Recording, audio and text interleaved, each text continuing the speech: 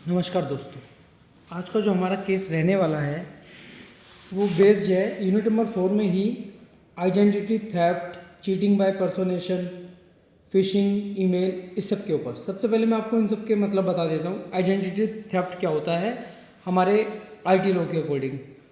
Identity theft में क्या होता है कि आपकी आइडेंटिटी किसी ने चुरा ली और उसका मिसयूज़ कर रहा है। फॉर एग्जांपल, आपकी आईडी चुरा के किसी बंदे ने किसी का कोई साइबर फ्रॉड कर दिया, वो हो गया आइडेंटिटी थेफ्ट हमारा।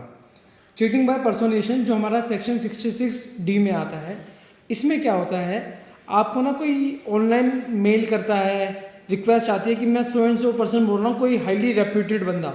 फॉर एग्जांपल, अगर आपको कोई फ़ोन करके बोले कि मैं अमिताभ बच्चन बोल रहा हूँ और ऐसे ऐसे आपको ये लगा है, तो आप 2 करोड़ रुपये की आपकी लॉटरी लगी है और आपको ये 2 करोड़ रुपये लेने के लिए कम से कम 1 लाख रुपये पहले ट्रांसफर कराना पड़ेगा, तब 2 करोड़ रुपये आपके अकाउंट में आएंगे।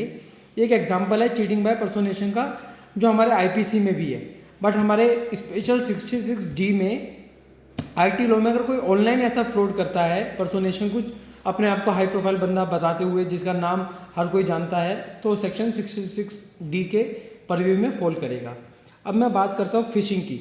फिशिंग क्या होता है, डेफिनेशन तो हमारी इसकी आईटी एक्ट में दे नहीं रखी, मगर इसमें होता ये है बेसिकली कि कोई लोग ईमेल्स के थ्रू, जो हाईली रेप्यूटेड कंपनीज है, बैंक है, उनका आपके पास मैसेज आएगा कि आपको इतनी सौ लॉटरी लगी है, जो हम बोलते हैं ना स्पैम है, पॉपअप विंडोज़ आती है, वो एक एग्जांपल है फिशिंग का। कि आपके पास मेल आई कि आपकी 100 लॉटरी लगी है और आपको बस ये करना है, इस मेल पे क्लिक करो, आपके अकाउंट में पैसे आएंगे। जैसे आप वो करते हो, आपको पता चलता है कि आपका अकाउंट बैलेंस तो खाली हो गया। कुछ ऐसा होता है फिशिंग वगैरह में। तो इसके ऊपर जो हमारा केस दे रखा है, नास्कॉम वर्सेस अजेसू। इस केस में क्या हुआ, नास्कॉम एक कंपनी है जो सॉफ्टवेयर एसोसिएशन के साथ हैंडल करती है।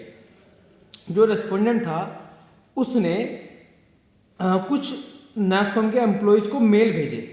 जो मेल भेजे वो नास्कॉम कंपनी की तरफ से गए, क्योंकि उन लोगों ने तो फिशिंग के थ्रू उनकी मेल आईडी का गलत इस्तेमाल किया। उनकी आईडी के थ्रू जो मेल गए वो लोगों को अपनी तरफ अट्रैक्ट करने के लिए थे।